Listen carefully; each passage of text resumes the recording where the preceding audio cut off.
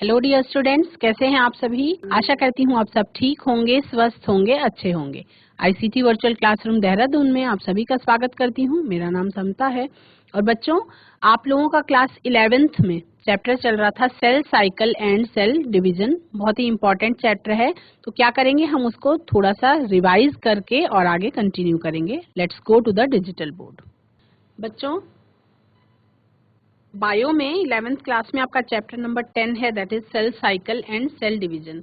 बहुत विस्तार से हम अच्छी तरह से मैंने आपको डायग्राम के माध्यम से और थ्योरेटिकल माध्यम से भी अच्छी तरह से समझाया कि किस तरह से एक सेल जो है उसकी कोशिका का चक्र चलता है। जैसे हम जीवन चक्र को समझते हैं, उसी तरह से कोशिका का भी अपना एक चक्र होता है और उसको हम सेल साइकिल कहते हैं। ठीक है, सेल साइकिल में अलग अलग फेजेस होते हैं, जिसको आपने जी फेज, एम फेज और gap 1 phase, synthesis phase, gap 2 phase और एम फेज का मतलब आपका माइटोटिक फेज। तो फेजेस हैं सेल साइकिल की, जिसके बारे में आप एक हम जस्ट रिवाइज करेंगे। हम इसको पहले भी पढ़ चुके हैं। फेजेस क्या है लाइफ साइकिल के? The sequence of events by which a cell duplicates its genome, या साधारण भाषा में कहें तो अपना अनुवांशिक पदार्थ उसको उसकी प्रतिकृतियां बनाता है। क्या कहलाता है? उस सेल साइकिल में ही आता है। Synthesises other cell constituents and eventually divides into 2 daughter cells. और एक सेल जो है वो 2 संतति कोशिकाओं में टूट करके अलग हो जाती है। The events of the cell cycle are under genetic control. जो सेल साइकिल के इवेंट्स होते हैं वो जेनेटिक कंट्रोल के अंदर होते हैं। सेल साइकिल की फेजेस क्या क्या होती हैं? Duration of the cell cycle varies from organism to organism, यानी कि अलग अलग जीवों में जो कोशिका का चक्र है वो अलग अलग होता है। And from cell to cell, और अलग अलग कोशिका में भी अलग अलग होता है। Duration of the cell cycle in humans is 24 hours, यानी कि एक कोशिका को विभाजित होने में सेल डिवीजन का जो टाइम है वो मनुष्यों में 24 घंटे का होता है, और ईस्ट में ये 90 मिनट्स का होता है। यानी कि पर 90 मिनट ईस्ट जो है अपनी सेल्स को डुप्लीकेट कर लेता है। Phases of cell cycle are, इसको आप नोट करेंगे, इसी तरह से बनाएंगे ताकि आपको जब एग्जाम के टाइम पे आप रिवीजन करें तो आपको ये चीज एकदम क्लियर समझ में आ जाए। सेल साइकिल यानी कि कोशिका चक्र, 2 फेजेस होते हैं उसमें। एक तो होता है इंटरफेज और दूसरा होता है आपका एम फेज या माइटोटिक फेज, जो कि मेन फेज होता है। इंटरफेज जो है ये आपका 95% ऑफ टाइम ले लेता है सेल साइकिल का, और जो बचा हुआ टाइम है वो एम फेज में लगता है। लेकिन जो इंटरफेज है ये बहुत स्लो प्रोसेस है, और एम फेज में चेंजेस जो हैं वो थोड़ा तेज होते हैं, और एम फेज में ही जो मेन उसकी डिवीजन का प्रोसेस है वो कंप्लीट होता है। इंटरफेज में 3 अलग अलग फेजेस होते हैं बच्चों। G1 फेज, जिसे आप गैप 1 फेज के नाम से जानते हैं। S फेज, जिसे आप सिंथेसिस फेज के नाम से जानते हैं। G2 फेज, जिसे आप गैप 2 फेज के नाम से जानते हैं। उसके बाद आपका आता है माइटोटिक फेज, जिसमें शुरुआत होती है कैरियोकाइनेसिस से, यानी कि केंद्रक के विभाजन से, जिसको लिखा हुआ है न्यूक्लियर डिवीजन। और अंत होता है एम फेज का साइटोकाइनेसिस, यानी कोशिका द्रव्य का जो विभाजन होगा उससे आपका एम फेज का कंप्लीट होता है वहां पे, जिसमें साइटोप्लाज्मिक डिवीजन होता है। एज इट इज इसको अपनी नोटबुक में नोट कर लेंगे ताकि आपको बाद में थॉरो रिवीजन करने में प्रॉब्लम ना हो। ठीक है, कैरियोकाइनेसिस यानी केंद्रक के विभाजन की जो शुरुआत है उससे लेकर के और अंत होते होते उसमें 4 फेजेस और आते हैं। पहला फेज जो होता है बच्चों वो कहलाता है प्रो फेज। इसके बारे में आप विस्तार से पढ़ चुके हैं, हम जस्ट क्या कर रहे हैं, रिवाइज।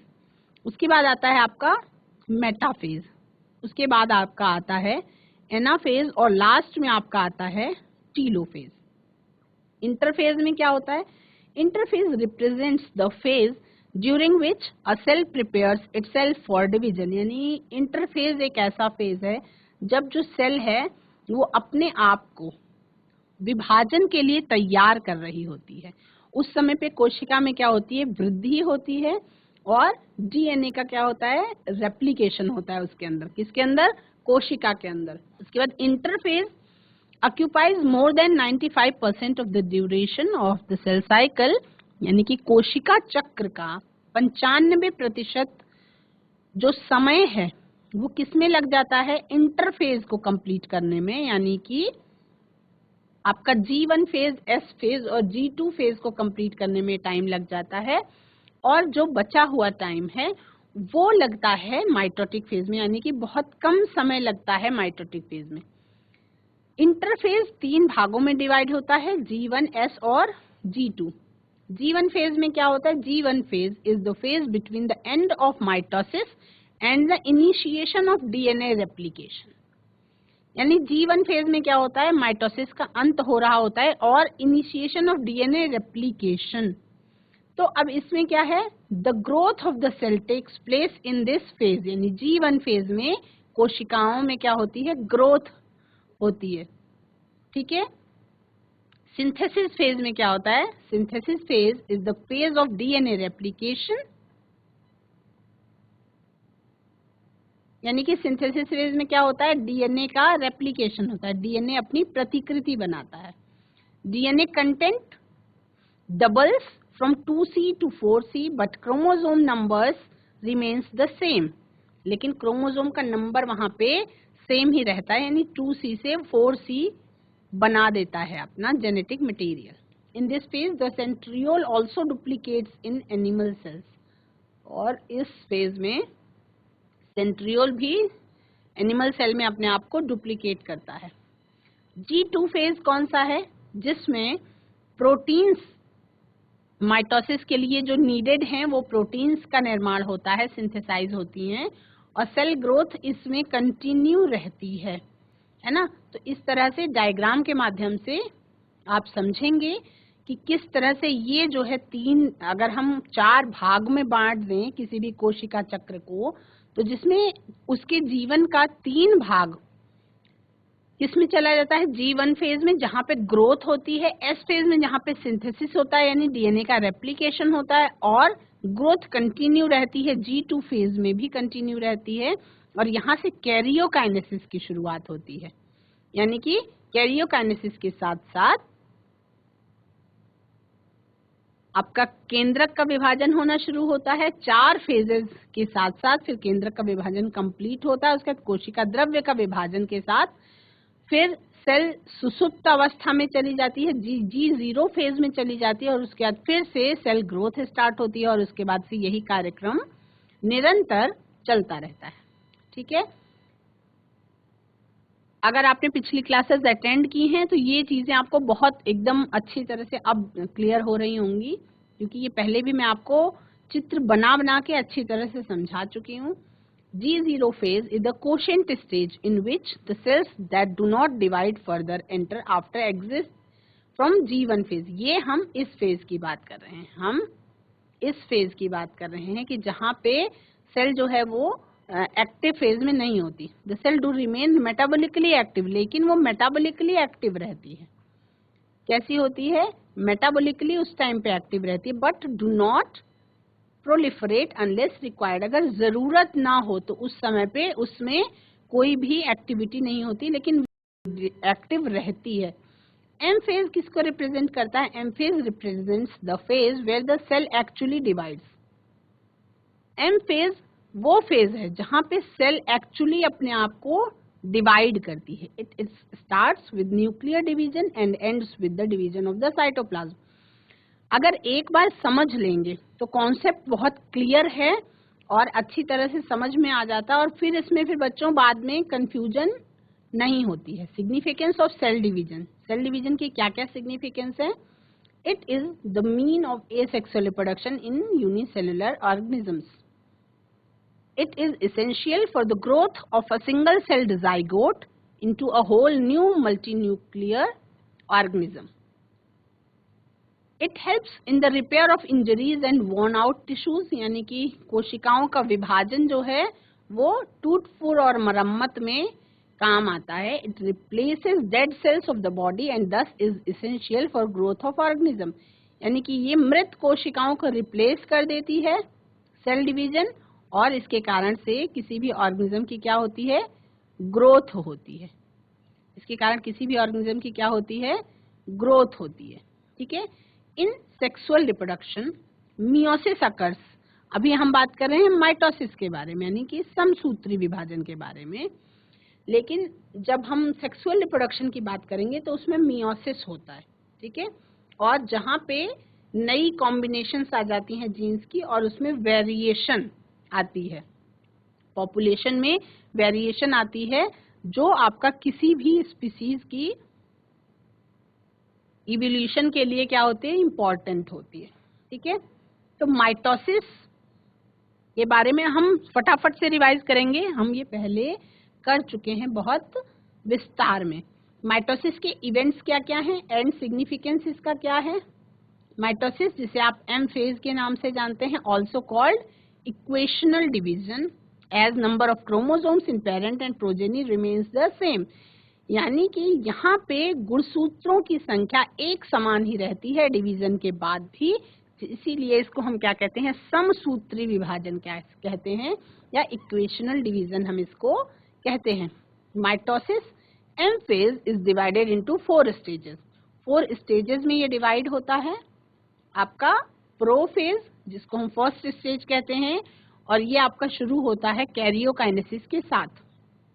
सेकेंड होता है मेटाफेज, थर्ड होता है एनाफेज, और लास्ट में होता है बच्चों टीलोफेज, और ये कैरियोकाइनेसिस का लास्ट स्टेज होता है। ठीक है। प्रोफेज में क्या होता है, अब इसको चित्र के माध्यम से क्लियर इसमें दिखाया गया है, रंगीन। मैंने आपको डायग्राम बना के भी बताया था कि प्रोफेज में क्या होता है, follows S and G two phases of interphase. यानी ये आपका जो इंटरफेज का सिंथेसिस और गैप 2 फेज है उसके साथ फॉलो होता है। इसमें क्या होता है, क्रोमोसोमल मटेरियल यानी कि क्रोमेटिन फाइबर्स जो होते हैं वो कंडेंसेस हो जाते हैं और अनटैंगल्ड हो जाते हैं। इनकी बहुत, जब क्रोमेटिन फाइबर्स है तो वो बहुत ही उलझे हुए धागों जैसी संरचना होती है उसकी, लेकिन जब प्रो फेज में पहुंचते हैं तो वो कंडेंस हो जाते हैं और उलझन जो है उसकी वो खत्म हो जाती है। यानी वो सीधे सीधे इस तरह से जैसा डायग्राम में दिखाई पड़ रहा है ऐसा दिखाई पड़ते हैं। ये स्ट्रक्चर या ये स्थिति होती है न्यूक्लियस के अंदर के जेनेटिक मटेरियल की प्रोफेज में, जहां पे centriole duplicated during S phase starts moving towards opposite poles. उसके बाद अभी हम आगे भी देखेंगे इसमें क्या बनेंगे, पोल्स बन जाते हैं। Mitotic spindle starts assembling, mitotic spindle बनना शुरू हो जाता है और माइक्रोट्यूब्यूल्स दिखाई पड़ने लगते हैं।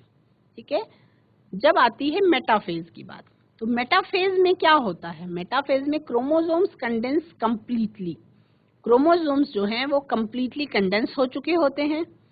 Sister chromatids held together by centromere, यानी कि अगर हम बात करते हैं एक क्रोमोसोम की, तो जिसमें सिस्टर क्रोमैटिड ऊपर और नीचे किस चीज से बंधे होते हैं, सेंट्रोमियर से, तो at the surface of centriole kinetochore appears, centriole के सरफेस पे काइनेटोकोर दिखाई पड़ने लगते हैं, और जहां पे स्पिंडल फाइबर्स क्या होते हैं, अटैच होते हैं।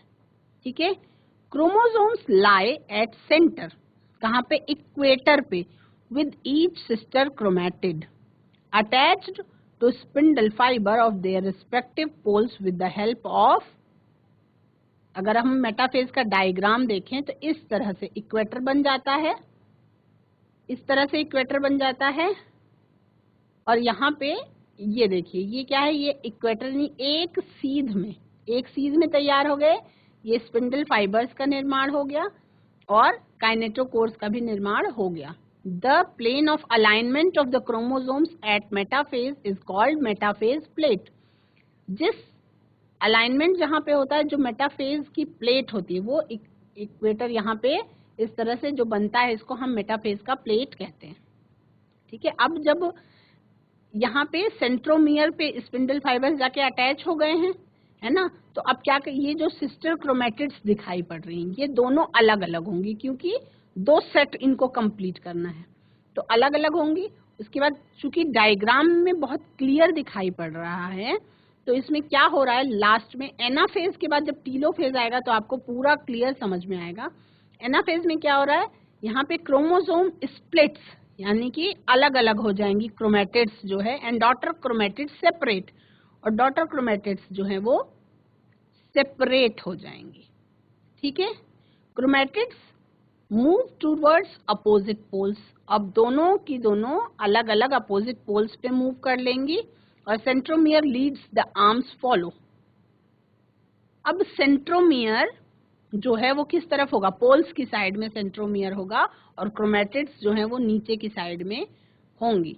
इस तरह से टीलोफेज में देखिए क्या हो रहा है, टीलोफेज में chromosomes reach at opposite poles, chromosomes जो है वो अपोजिट पोल पे पहुंच चुके हैं। ठीक है, chromosomes start losing their individuality, अब क्रोमोसोम्स जो है वापस से क्या है, वापस से वो उसी स्थिति में पहुंचना शुरू कर देंगे, यानी क्रोमोसोम्स जो है वो फिर से टैंगल्ड होने लगेंगे, फिर से वो क्रोमोसोम के रूप में नहीं दिखाई पड़ेंगे, और फिर से वही उलझे हुए धागों वाली संरचना में आने लगेंगे।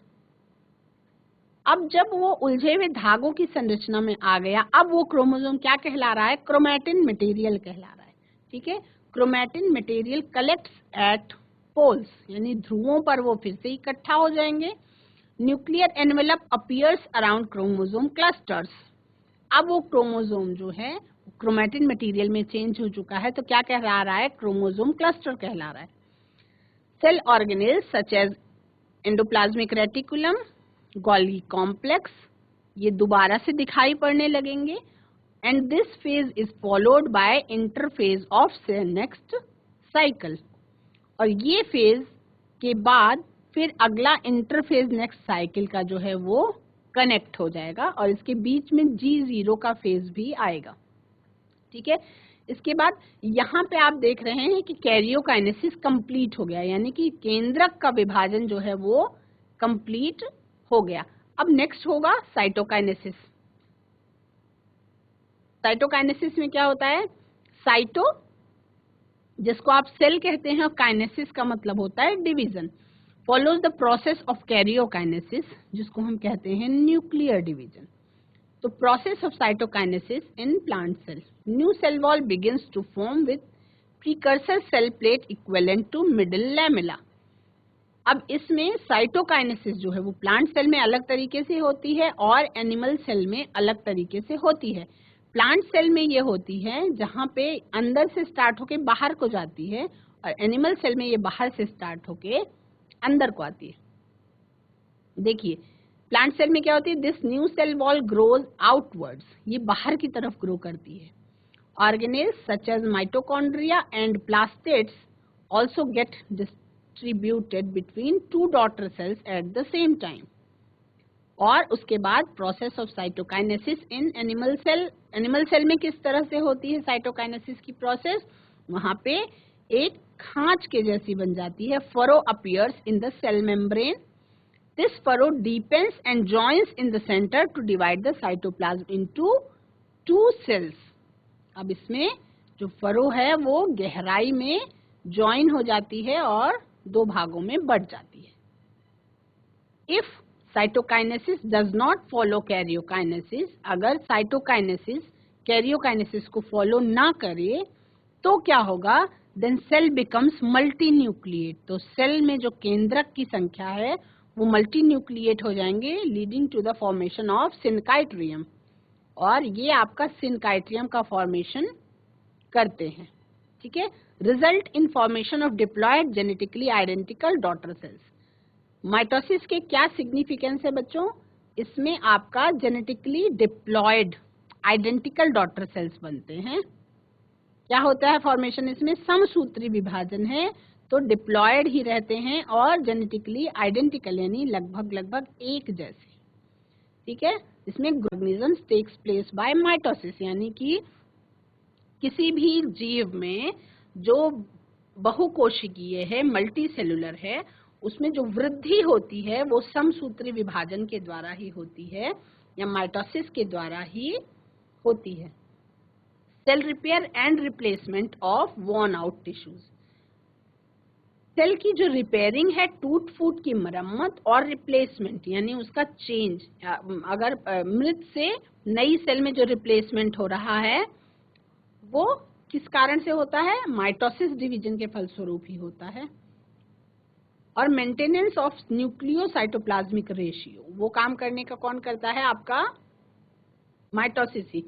Vegetative reproduction in plants takes place by mitosis. आपका कायिक जनन की प्रक्रिया जो है वो भी माइटोसिस के द्वारा ही पूरी होती है। तो समसूत्री विभाजन के बारे में आप अच्छी तरह से विस्तार से समझ चुके हैं, ठीक है। अब हम जानेंगे बच्चों मियोसिस के बारे में, यानी कि अर्धसूत्री विभाजन के बारे में। तो अर्धसूत्री विभाजन, मियोसिस, एक स्पेशल प्रकार का विभाजन है। इसमें क्या होता है? मियोसिस यानी कि अर्धसूत्री विभाजन। अर्धसूत्री विभाजन में ये आपका specialised kind of cell division that reduces the chromosome number by half, thus called reductional division. चूंकि इसमें क्रोमोसोम्स का नंबर आधा रह जाता है, इसलिए इसको हम रिडक्शनल डिवीजन कहते हैं। और इसमें क्या होता है? हैप्लॉइड डॉटर सेल्स का प्रोडक्शन होता है, जैसे कि गैमीट्स का प्रोडक्शन होता है। यदि हम मानव जीवन की बात करें तो ये मियोसिस का डिवीजन जो है वो जब गैमीट्स का फॉर्मेशन हो रहा होता है तो उस टाइम पे सेक्सुअल रिप्रोडक्शन के टाइम पे इसका डिवीजन ये देखा गया है। हैप्लॉइड गैमीट्स फिर से fuse in sexual reproduction to give rise to diploid cells, यानी कि मानव जीवन में भी एक समय पे अर्धसूत्री विभाजन के द्वारा जो हैप्लॉइड डॉटर सेल्स हैं, गैमीट्स हैं, उनका निर्माण करते हैं और उसके बाद फिर से वो डिप्लॉइड फेज में चले जाते हैं।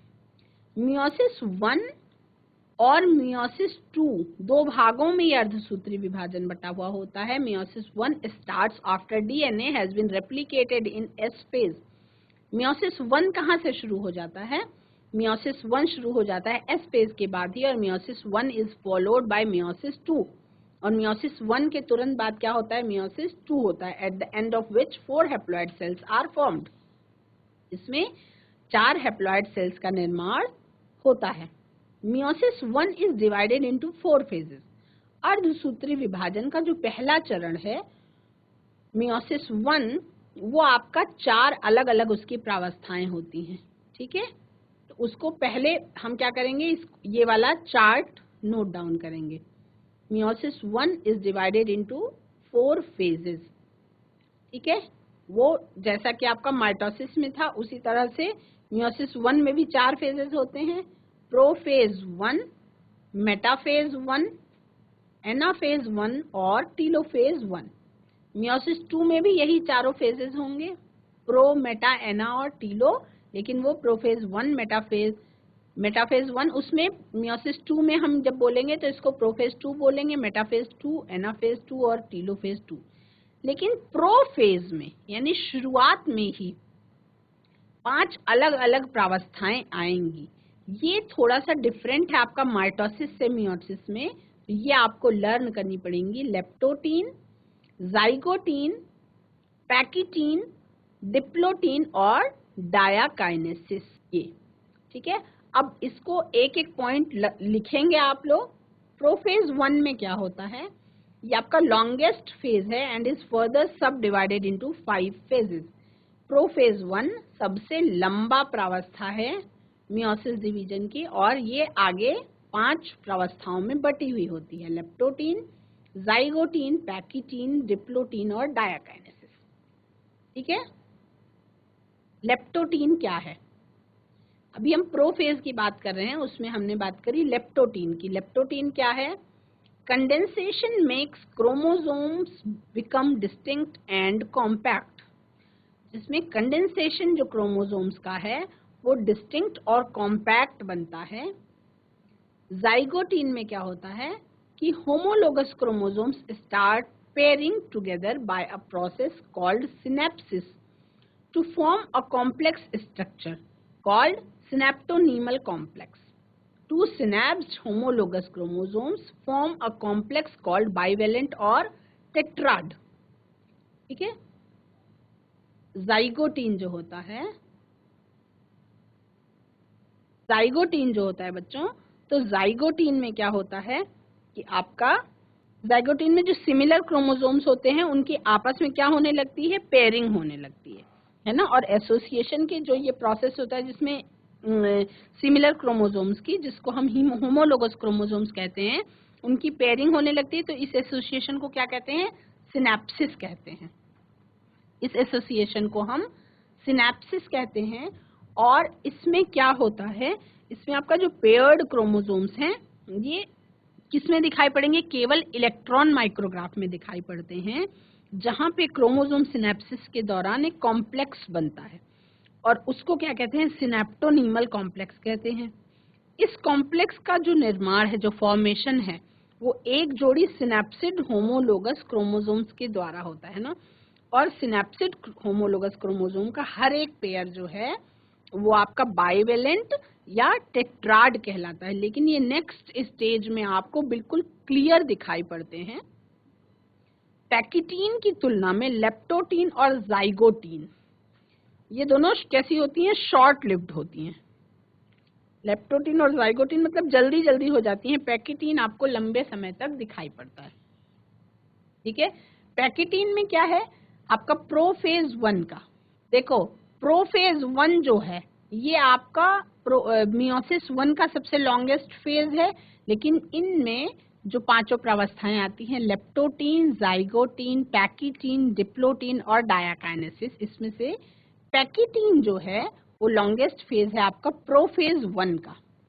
यहाँ पे क्या होता है, recombination nodules appear in this stage at the sides where crossing over has to take place between non-sister chromatids of homologous chromosomes। जहाँ पे non-sister chromatids का homologous chromosomes का क्या होता है, recombination होता है। तो इसमें हर एक bivalent chromosome के 4 chromatids क्लियर दिखाई पड़ने लगते हैं और टेट्राड के रूप में क्लियर दिखाई पड़ते हैं। ठीक है, उस समय पे रिकॉम्बिनेशन नोड्यूल का अपीयरेंस ही इस स्टेज की स्पेशलिटी है। रिकॉम्बिनेशन मॉड्यूल पे क्या होता है, होमोलोगस क्रोमोसोम के नॉन सिस्टर क्रोमैटिड के बीच में क्रॉसिंग ओवर होता है। ठीक है, अब दो होमोलोगस क्रोमोसोम्स के बीच में जो जेनेटिक मटेरियल है उसका एक्सचेंज होता है। क्रॉसिंग ओवर किसको कहते हैं, जब दो होमोलोगस क्रोमोसोम्स के बीच में जो जेनेटिक मटेरियल है उसका एक्सचेंज होता है, तो उसको क्या कहते हैं, क्रॉसिंग ओवर कहते हैं। क्रॉसिंग ओवर एक एंजाइम मीडिएटेड प्रोसेस है, यानी कि एंजाइम के द्वारा उत्प्रेरित की जाती है। और इसमें कौन सा एंजाइम पार्टिसिपेट करता है, रिकॉम्बिनेज नाम का एंजाइम जो है वो पार्टिसिपेट करता है। ठीक है, तो इसमें क्या होता है, रिकॉम्बिनेशन होता है। आप जब क्लास 12th में पहुंचेंगे तो रिकॉम्बिनेशन और म्यूटेशन के बारे में बहुत विस्तार से पढ़ेंगे आप। जो एक्चुअल रीजन है जेनेटिक डिफरेंसेस का प्रोजेनीज में, उसका क्या कारण रहा है, उसके बारे में हम बात कर रहे हैं। Crossing is mainly responsible for the genetic difference. Crossing over is the exchange of genetic material between two homologous chromosomes with the help of enzyme recombinase। इस एंजाइम का नाम नोट करेंगे, recombinase, और it results in recombinant homologous chromosomes।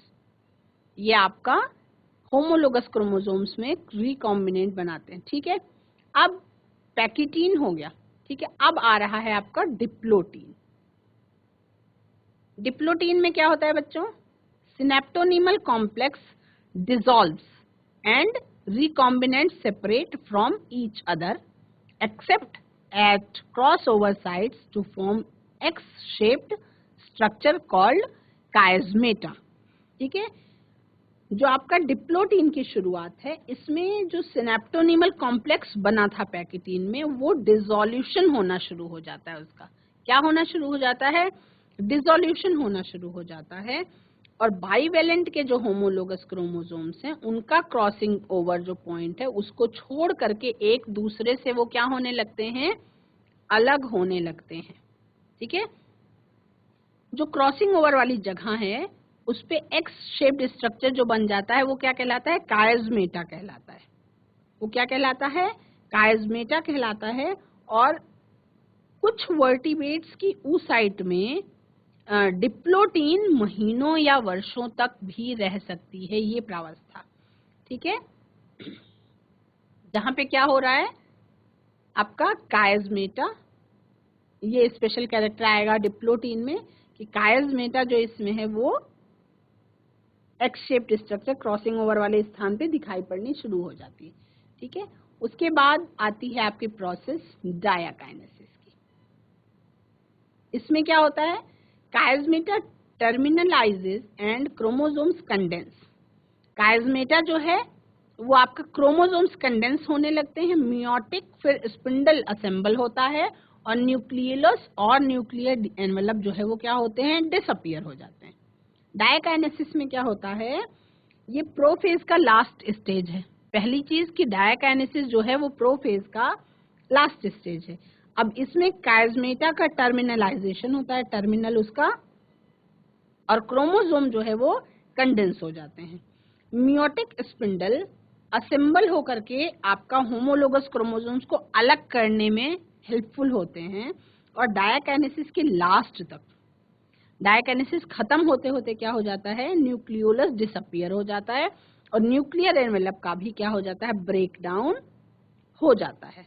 अब डायाकाइनेसिस metaphase की ओर transition को क्या करता है, रिप्रेजेंट करता है। यानी कि अब डायाकाइनेसिस आपका प्रोफेज 1 कंप्लीट हो गया तो मेटाफेज 1 की तरफ ये आगे बढ़ाने की कोशिश करता है। मेटाफेज 1 में क्या होता है, ठीक है, इसको एक एक स्टेप, एक एक लाइन में, केवल एक एक लाइन में इसको लिखेंगे और लिखने के बाद इसको फिर, ताकि आप, क्योंकि ये कॉन्सेप्ट पूरा मैं पढ़ा रही हूँ, आपको पूछा जाएगा, इसमें बहुत सारे बहुविकल्पीय प्रश्न बन सकते हैं। इसमें शॉर्ट नोट्स पूछा जा सकता है, यानी टिप्पणी, 2 नंबर के क्वेश्चन में टिप्पणी पूछी जा सकती है, 1 नंबर के क्वेश्चन आ सकते हैं, और अगर पूरा ही कॉन्सेप्ट पूछ लिया जाए तो फिर वो लॉन्ग आंसर क्वेश्चन में भी पूछा जा सकता है। मेटाफेज 1 क्या है, bivalent chromosomes align on the equatorial plate and spindle fibers appear and attach to the homologous chromosomes। Metaphase में फिर से वही आपको स्ट्रक्चर दिखाई पड़ेगा, इक्वेटोरियल प्लेट पे सेट हो जाएंगे बाइवेलेंट क्रोमोसोम्स और वहां पे स्पिंडल फाइबर्स अपीयर होने लगेंगे और होमोलोगस क्रोमोसोम पे वो अटैच हो जाएंगे। उसके बाद आएगा एनाफेज 1। इसमें क्या होगा, homologous chromosomes separate, sister chromatids remain attached at their centromeres, और sister chromatids जो हैं वो centromeres पे अटैच हो जाएंगे। ठीक है, तो हमने बात कर ली मेटाफेज, प्रोफेज 1 कंप्लीट हो चुका है, जिसमें आपका आया लेप्टोटीन, जाइगोटीन, पैकिटीन, डिप्लोटीन और डायाकाइनेसिस। उसके बाद आया मेटाफेज 1, उसके बाद आया एनाफेज 1 और लास्ट में आ जाएगा टीलोफेज 1। तो टीलोफेज 1 क्या होगा, टीलोफेज 1 में nuclear membrane and nucleolus reappear, nuclear membrane और न्यूक्लियोलस फिर से दिखाई पड़नी शुरू हो जाएगी और साइटोकाइनेसिस उसके बाद होगी। न्यूक्लियर मेम्ब्रेन का जो न्यूक्लियोलस है, और ये पहले डिसअपीयर हुए थे, अब क्या होंगे, ये रीअपीयर हो जाएंगे और यहाँ पे साइटोकाइनेसिस स्टार्ट हो जाएगी। और सेल की इस जो अवस्था है इसको क्या कहते हैं, इसको युग्म कहते हैं, इसको हम युग्म कहते हैं। तो इस तरह से देख रहे हैं, जैसा ये आपका प्रोफेज 1 है, ये आपका प्रोफेज 1 है। प्रोफेज 1 में क्या है आपका, क्लियर इस तरीके से दिखाई पड़ रहे हैं, सेंट्रोमियर पे क्रोमैटिड्स जो हैं वो अटैच हैं। मेटाफेज 1 में क्या है, मेटाफेज 1 में ये इक्वेटर बनता है और उस पे इस तरह से ये सेट हो जाते हैं। एनाफेज 1 में ये देखो अलग अलग अपोजिट पोल्स में जा रहे हैं और यहाँ पे जाकर के टीलोफेज 1 में क्या हो गया, ये इस तरह से डिफरेंट अलग अलग उसमें कन्वर्ट हो गए। अब मियोसिस 2 क्या कहलाता है, मियोसिस 2 जो है वो रिजेंबल्ड माइटोसिस कहलाता है, यानी मियोसिस 2 जो है वो आपका माइटोसिस की जैसा ही होता है, क्योंकि जो डिप्लॉयड का हैप्लॉयड किस में बन जाता है आपका, मियोसिस 1 में ही, यानी अर्धसूत्री विभाजन के पहले स्टेज में ही जो क्रोमोसोम्स का नंबर है वो डिप्लॉयड से हैप्लॉयड हो जाते हैं, यानी कि 2n से n में कन्वर्ट हो चुके होते हैं। बच्चों, सेल डिवीजन और सेल साइकिल में आप पढ़ रहे हैं अर्धसूत्री विभाजन के बारे में, जिसका स्टेज 1 यानी कि मियोसिस 1 स्टेज मैंने आपको क्लियर कर दिया है, जिसमें आपका प्रोफेज जो है वो लॉन्गेस्ट फेज कहलाएगा, लॉन्गेस्ट प्रावस्था कहलाएगी, और प्रोफेज में भी पैकिटीन जो है वो लॉन्गेस्ट होता है 5 अलग अलग फेजेस में। इसको आपको जैसे मैंने एक डायग्राम बनाया था उसके माध्यम से अच्छी तरह से फ्लो चार्ट के नाम से अगर आप उसको अच्छे से नोट करेंगे तो आपको चीजें इजीली समझ में आएंगी और एग्जाम के टाइम पे आपको रिकॉल करने में परेशानी नहीं होगी। आज की क्लास में इतना ही, अगली क्लास में हम इसी कॉन्सेप्ट को और क्लियर करेंगे। That's all for today. Have a nice day, take care.